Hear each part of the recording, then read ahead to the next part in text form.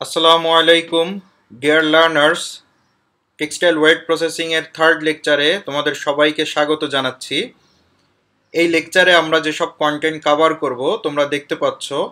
প্রথমে আমরা ডাইং এর প্রিট্রিটমেন্ট নিয়ে কথা বলবো, এরপর ওয়েট প্রসেসিং এর বিশেষ করে ওভেন ফ্যাব্রিকের ওয়েট প্রসেসিং এর ফ্লো চার্ট নিয়ে আমরা আলোচনা করব এবং এই ফ্লো চার্টে যতগুলো স্টেজ রয়েছে প্রতিটা স্টেজের অবজেক্টিভ সম্পর্কে আমরা জানার চেষ্টা করব। তো চলো মূল কন্টেন্টে চলে যাওয়া যাক। তোমরা দেখতে পাচ্ছ এখানে একটি ফ্লো চার্ট দেয়া আছে। ফ্লো চার্ট সম্পর্কে তোমাদের আগে থেকে ধারণা থাকার কথা, কারণ তোমরা এর আগে ইয়ান ম্যানুফ্যাকচারিং পড়ে এসছো। ইয়ান ম্যানুফ্যাকচারিংয়ে তোমরা দেখেছো যে কোন স্টেজের পর কোন স্টেজ করা হয়। ঠিক তেমনি ওভেন ফ্যাব্রিককে যখন আমরা ওয়েট প্রসেসিং করতে যাই তখন কোন স্টেজের পর কোন স্টেজ করা হয় ওইটাকে সিকুয়েন্সিয়ালি যে আমরা সাজিয়েছি এটাই আসলে ফ্লো চার্ট। ওকে, তো এই ফ্লো চার্টে তোমরা দেখতে পাচ্ছ প্রথমে আমরা গ্রে ওভেন ফ্যাব্রিক পাই। ওভেন ফ্যাব্রিককে প্রথম আমরা যে প্রসেসটা করি সেই প্রসেসটার নাম হচ্ছে সিনজিং। তো এই সিনজিং এর পর আমরা ডিসাইজিং করি, তারপর স্কোয়ারিং করি, তারপর ব্লিচিং করি, তারপর মার্সারাইজিং করি, এরপর ডাইং করি, প্রিন্টিং করি, ফিনিশিং করি, তারপর ফিনিশ টেক্সটাইল ম্যাটেরিয়াল আমরা পাই। এখন চলো জেনে নেওয়া যাক যে কোন স্টেজের কাজ আসলে কি। হ্যাঁ, এখানে বলে রাখা ভালো, এই ডাইং এর আগ পর্যন্ত আমরা যে স্টেজগুলা করি তার মানে সিনজিং থেকে এই যে মার্সারাইজিং পর্যন্ত এই স্টেজগুলাকে বলা হয় হচ্ছে ডাইং এর প্রি ট্রিটমেন্ট। যেহেতু ডাইং এর আগে এই প্রসেসগুলা করছি, প্রি মানে কি পূর্বে, তার মানে ডাইং এর আগে যেহেতু এই প্রসেসগুলো আমরা করছি সেজন্য এই প্রসেসগুলোকে বলা হচ্ছে ডাইং এর প্রি ট্রিটমেন্ট।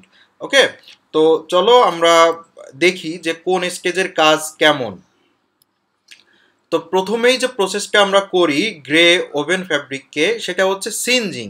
তো সিনজিং এর কাজ কি দেখো, এখানে লেখা আছে to remove projecting or protruding fibre by burning process. তো এই প্রজেক্টিং বা প্রোট্রুডিং ফাইবার কি দেখো, যখন আমরা ফাইবার থেকে ইয়ার্ন তৈরি করি তোমরা দেখতে পাও ইয়ার্নের গায়ে এরকম কিছু ফাইবার ঝুলন্ত অবস্থায় থাকে। ওকে, এই ফাইবারগুলোকে আমরা বলি হচ্ছে প্রজেক্টিং ফাইবার বা প্রোট্রুডিং ফাইবার। মানে ইয়ার্নের অ্যাক্সিস থেকে যেই ফাইবারগুলো বাইরের দিকে বের হয়ে থাকে সেই ফাইবারগুলোকে আমরা বলি হচ্ছে প্রজেক্টিং ফাইবার বা প্রোট্রুডিং ফাইবার।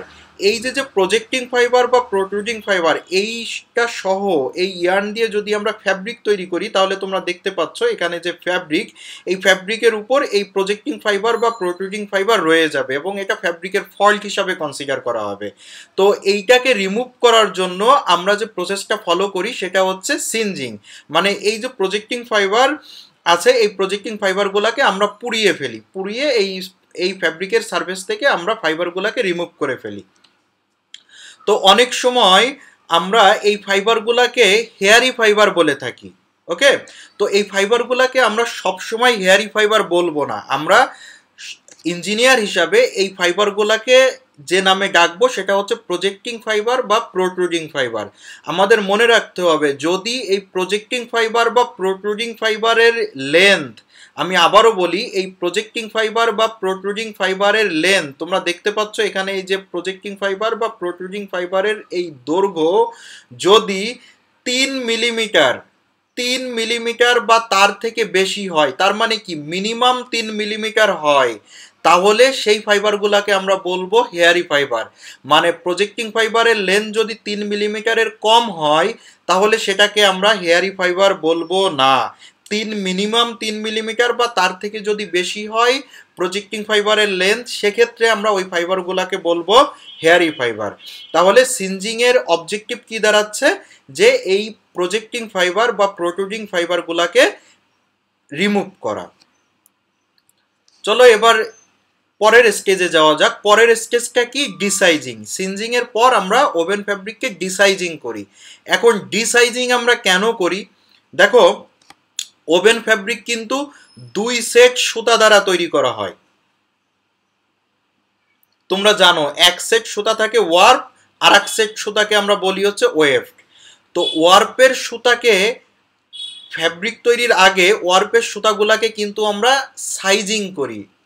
ওকে, মানে সুতার উপরে আমরা একটা কোটিং দেওয়ার চেষ্টা করি, একটা প্রলেপ, সাধারণত স্টার্সের একটা প্রলেপ দেওয়ার আমরা চেষ্টা করি।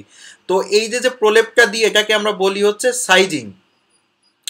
তো যখন ফ্যাব্রিকটা তৈরি হয়ে গেল তখন তো এই প্রলেপটার আর কোনো দরকার নাই, কারণ প্রলেপটা আমরা দিই হচ্ছে যাতে সুতা ফ্যাব্রিক তৈরির সময় এই যে ওয়ার্পের সুতাগুলা ছিঁড়ে না যায়, হ্যাঁ, ওয়ার্প ব্রেকেজ যাতে কম হয়, ওয়ার্প যাতে কম পরিমাণে ছিঁড়ে যায় ফ্যাব্রিক তৈরির সময়।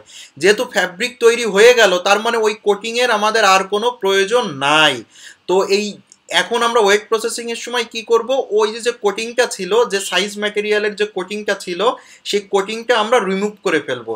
তো সেজন্য আমরা ডিসাইজিং প্রসেস করি, ডিসাইজিং। দেখো সাইজিং এর বিপরীত ডিসাইজিং, তার মানে এই ডিসাইজিং এর অবজেক্টিভ হচ্ছে to remove size material from fabric.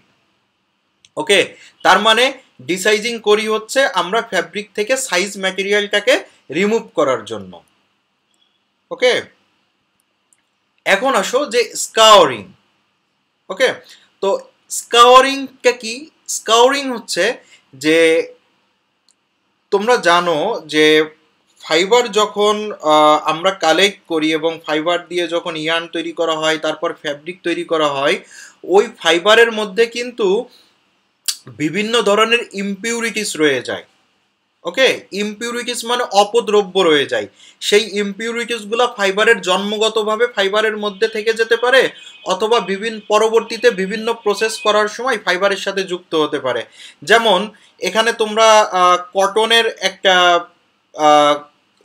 কটনের কম্পোজিশন দেখতে পাচ্ছ, যে কটনের কম্পোজিশনে কটনের মেইন কম্পোনেন্ট হচ্ছে সেলুলোজ। সেলুলোজ ছাড়াও এর মধ্যে বিভিন্ন ধরনের কন্টামিনেশন রয়েছে, এখানে প্রোটিন সাবস্টেন্স রয়েছে, ওয়াক্স রয়েছে, তারপরে অ্যাশ রয়েছে এবং আদার অর্গানিক কম্পোনেন্ট রয়েছে।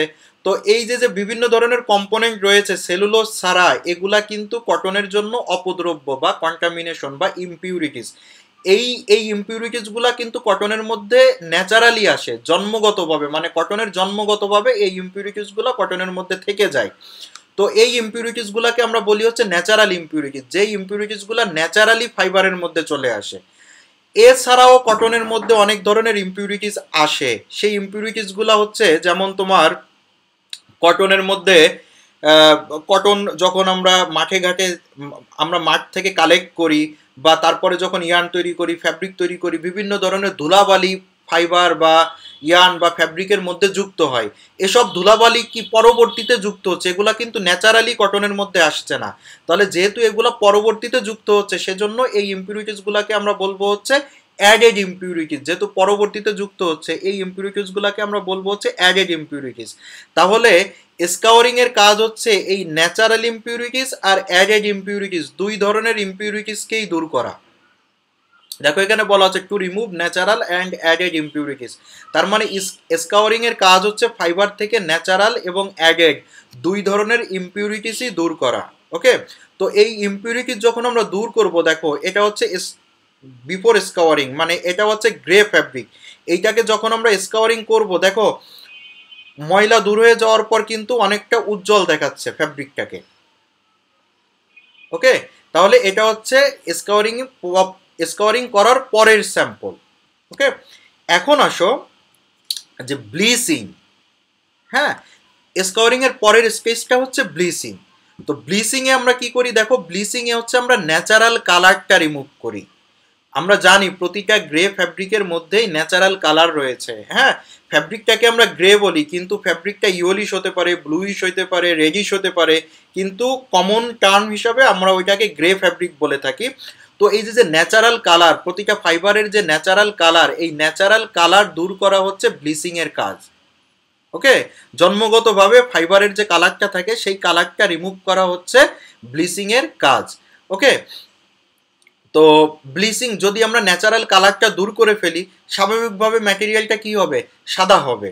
ওকে, তোমরা দেখতে পাচ্ছ এখানে ফিগার দেখতে পাচ্ছ যে আমরা স্কাওয়ারিং করার আগে ফ্যাব্রিকটা গ্রে অবস্থায় ফ্যাব্রিকটা এরকম ছিল, যখন আমরা স্কাওয়ারিং করি ফ্যাব্রিকটা একটু উজ্জ্বল দেখাচ্ছিল, কারণ ফ্যাব্রিক থেকে ময়লা ইমপিউরিটিস দূর হয়ে গিয়েছিল। এখন এটা থেকে এই যে কালার তোমরা দেখতে পাচ্ছ, একটি কালার ন্যাচারাল কালার, এই কালারটাও যদি দূর হয়ে যায় তাহলে ফ্যাব্রিকটা দেখতে এরকম সাদা হয়ে যাবে। ওকে, তো তোমাদের একটা গুরুত্বপূর্ণ ইনফরমেশন দিয়ে রাখি, এখনকার সময়ে আমরা স্কাউরিং ব্লিচিং একসাথে করি, দুইটা প্রসেসকে কম্বাইনলি করা হয়। তো সেজন্য আমরা এই ফ্যাব্রিক থেকে, এই যে সরাসরি আমরা গ্রে ফ্যাব্রিক থেকে আমরা এই সাদা ফ্যাব্রিকটা পেয়ে যাই। হ্যাঁ, এখন কিন্তু আলাদাভাবে স্কাওয়ারিং এবং আলাদাভাবে ব্লিচিং করা হয় না, সরাসরি স্কাওয়ারিং ব্লিচিং একসাথে করে আমরা এই গ্রে ফ্যাব্রিক থেকে সরাসরি এই হোয়াইট ফ্যাব্রিক পেয়ে যাই স্কাওয়ারিং ব্লিচিং এর পর। ব্লিচিং এর পরের যে স্টেজটা সেটা হচ্ছে কি, যে মার্সারাইজিং। ওকে, তো মার্সারাইজিং এর কাজ কি? মার্সারাইজিং এর কাজ হচ্ছে ফ্যাব্রিকের স্ট্রেংথ বাড়ানো, ফ্যাব্রিকের অ্যাবজর্বেন্সি বাড়ানো এবং ফ্যাব্রিকের লাস্টার বাড়ানো। দেখো তোমরা এখানে দেখতে পাচ্ছ যে কটনের লুমেনের স্ট্রাকচার থাকে কিডনি শেপ, তোমরা র মেটেরিয়ালে পড়ে এসছো এটা, এবং এটা খুব কমন টার্ম যে যে যে কটনের লুমেন দেখতে অনেকটা কিডনি শেপ বা সিমের বিচির মতো। দেখো শুরুতে কিন্তু এরকম থাকে। তো আমরা যখন মার্সারাইজেশন করি, মার্সারাইজেশন করার পর আমরা ফাইনালি এরকম কটন দেখতে পাই। হ্যাঁ, তো এই কটনটা যখন আমরা পাবো, দেখো যে এইটা থেকে এইটার স্ট্রাকচার কিন্তু বেশ স্মুথ। তোমরা জানো যে সারফেস যত স্মুথ হবে সেখানে আলোক রশ্মি রিফ্লেক্ট হয়ে তত বেশি স্মুথলি যাবে, তার মানে আলোর রিফ্লেক্টেন্স রেগুলা তত বেশি ইউনিফর্ম বা প্যারালালি যাবে। তো যত বেশি প্যারালাল বা যত বেশি ইউনিফর্ম হবে রিফ্লেক্টেন্স রেগুলা, সেই বস্তুটা আমরা তত বেশি উজ্জ্বল দেখব। তো সে কারণে দেখো যে ব্লিচিং করার পর তো ম্যাটেরিয়াল সাদা হয়ে যাচ্ছে, তো এই ম্যাটেরিয়ালকে যদি আমরা মার্সারাইজিং করি সেটা কিন্তু দেখতে দেখো আরো সাদা হয়ে যাচ্ছে, এই ম্যাটেরিয়াল থেকে এই ম্যাটেরিয়াল কিন্তু আরো বেশি সাদা দেখাচ্ছে। ওকে, তো আমরা জানতে পারলাম তাহলে মার্সারাইজেশনের ফলে ম্যাটেরিয়ালের স্ট্রেংথ বাড়ে, অ্যাবজর্বেন্সি বাড়ে এবং লাস্টার বাড়ে। তোমরা দেখতে পাচ্ছ এখানে লাস্টার বা উজ্জ্বলতা বৃদ্ধি পেয়েছে ফ্যাব্রিকের। মার্সারাইজেশনের পর যে প্রসেসটা দেখো, ডাইং প্রসেস। তো আমরা ডাইং কেন করি? এটা খুবই সিম্পল একটা বিষয়, যে তোমরা জানো যে ডাইংটা করি হচ্ছে আমরা ফ্যাব্রিকের মধ্যে কন্টিনিউয়াস কালার প্রডিউস করার জন্য, solid shade, solid colour produce করার জন্য বা কন্টিনিউয়াস কালার। এখানে দেখো ফ্যাব্রিকের মধ্যে কিন্তু সব জায়গায় একই রকম কালার, কিছু ব্যতিক্রম ছাড়া, ব্যতিক্রম ডাইং ছাড়া আমরা বলতে পারি যে ডাইং এর মূল অবজেক্টিভ হচ্ছে যে ফ্যাব্রিকের মধ্যে কন্টিনিউয়াস কালার প্রডিউস করা। ওকে, এরপর আসো যে প্রিন্টিং। আমরা প্রিন্টিং কেন করি? তোমরা কতগুলা প্রিন্টেড ফ্যাব্রিক এখানে দেখতে পাচ্ছ, এখানে দেখো প্রতিটা ফ্যাব্রিকে কিন্তু নির্দিষ্ট ডিজাইন দেখতে পাচ্ছ। তার মানে কি, প্রিন্টিং এর উদ্দেশ্য হচ্ছে ফ্যাব্রিকের মধ্যে নির্দিষ্ট ডিজাইন প্রডিউস করা, পার্টিকুলার ইমপ্রেশন তৈরি করা ফ্যাব্রিকের মধ্যে। ওকে, লাস্ট যে স্টেজ সেটা হচ্ছে ফিনিশিং।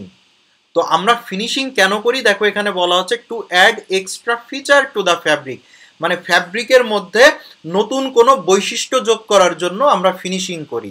ওকে, এখানে কতগুলো এক্সাম্পল দেওয়া, এক্সাম্পলের কথা বলা হচ্ছে। দেখো যে সফেনিং, আয়রনিং, ফায়ার প্রুফিং। এখানে তার মানে কি, যে আমরা একটা ফ্যাব্রিক তৈরি করলাম, ফ্যাব্রিকের উপর যদি আমরা ফায়ার প্রুফের একটা কোটিং দিয়ে দিই বা ফায়ার প্রুফ ফিনিশিং আমরা দিয়ে দিই, তাহলে ওই ফ্যাব্রিকটা কি হবে, যে আর আগুন ধরবে না। হ্যাঁ, তাও তারপরে হচ্ছে কি, যে দেখো সফেনিং, ফ্যাব্রিকটা আমরা ডাইং করার পর ফ্যাব্রিকটা একটু হার্ড থাকতে পারে, ওই ফ্যাব্রিককে আরো নরম করার জন্য আমরা সফেনার ইউজ করতে পারি।